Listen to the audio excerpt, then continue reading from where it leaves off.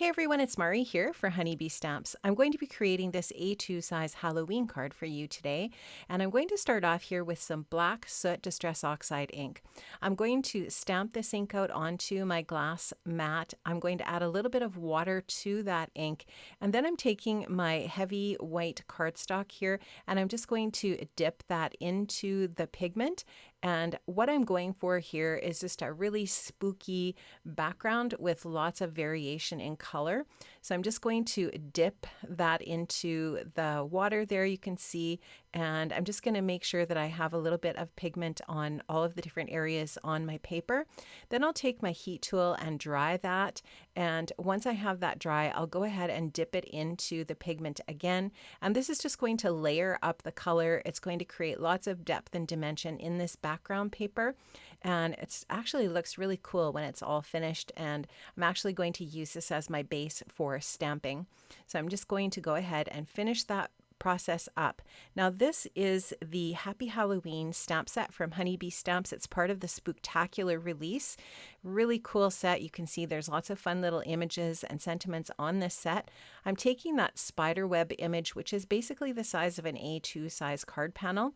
I've inked it up with some black ink, and now I'm just going to take that and run some clear embossing powder over top.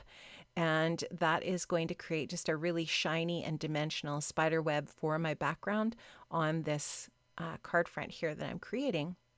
So once I have that all covered with my clear embossing powder, I'm just going to take my heat tool and heat that up and melt that spider web. And just going to take a second to make sure that I have that all completely melted here with my heat tool. And you can always tell when your embossing powder is completely melted, when it's nice and shiny. I'm taking some black soot and one of the Detail Honeybee Stamps blending brushes, and I'm just adding a little bit of the black soot to the edges of my panel. Now I did actually trim the edges of my panel with my Tim Holtz Decal Edge trimmer, and that just creates a little bit of a tattered edge to the paper. I just thought that was a really appropriate look for this type of card front or card panel.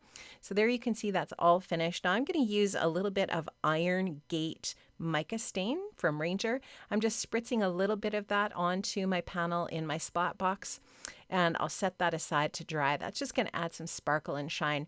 Now this is the Spellbinders glitter foam. I love this stuff. It is so much fun, and I really love this black glitter for my Halloween cards. So I'm using that in my Bitty Buzz cutter with the Toil and Trouble die set. I love this die set so much. It's got such fun dies to create little elements for a Halloween card. And so I'm using the spider. I also cut out the bats and the hat, but I don't end up using the bats. I'll just set those aside for another project. But I love how sparkly and shiny these elements are and really dimensional. And you can see how the Honeybee Buzz Cutter just cut that perfectly. Now I'm also using my buzz cutter to cut out my broom. Now I'm going to use a witch's broom as an element on my card as well. That die is from the Toil and Trouble set. I love that this is layerable, so it's really cool. You can create some fun dimension with it. I'm spraying the bottom of the broom with the Hocus Pocus mica stain. I love that purple, so we're going to get a really pretty pop of purple on our card front, and you can just see how shiny and fun that is when that's sprayed with that mica stain. And so I'll just pick those up with my tweezers and set those aside. I'm going to use that Iron Gate mica stain on the broom handle, so I've just covered up the bottom of the bristles of the broom so that I don't get that Iron Gate there. Now I'm taking my detail brush again, and I'm going to add a little bit of black soot just to the edges. I don't want to cover all of the shiny part of my broom, obviously, so I'm just going to add this just for a little bit more depth and dimension to the edges of my broom, and just going in, being very careful just to add that just to the edge. And I love the Honeybee blending brushes. I love that you can get the larger set and also the detail set. Now the Toil and Trouble set has all of these fun little bits that you can add as detail onto your hat. I die cut out the buckle from some purple glitter paper, and I also die cut the hat again from green and created a hat band. Now I have created my sentiment out of that wavy Happy Halloween. I stamped it out on some black cardstock and then heat embossed it with some white embossing powder and die cut it out with a coordinating die set. So that's all ready to go.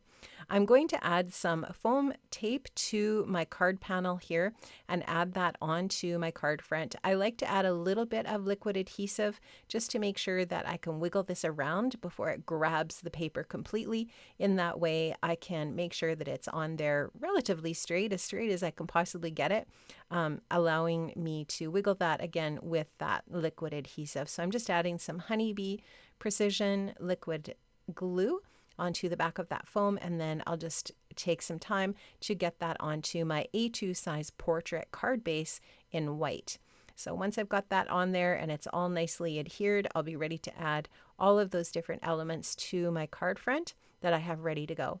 I'm going to add the little spider to the center of the spider web with my liquid adhesive, and I'm going to attach my sentiment with a little bit of foam dots, and that's just going to create again a little bit more dimension for my project. I love this wavy Happy Halloween. I think it's so fun. I love the font too. You can see that it's just a really fun combination of scripty and then that special font for the word Halloween.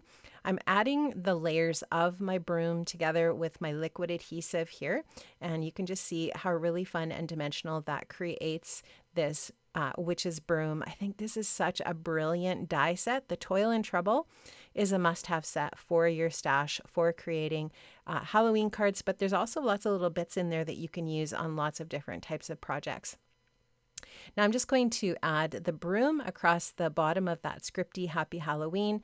I'll tuck my little hat in there as well. And I've also die cut a skull from the Toil and Trouble set from the white Spellbinders glitter foam.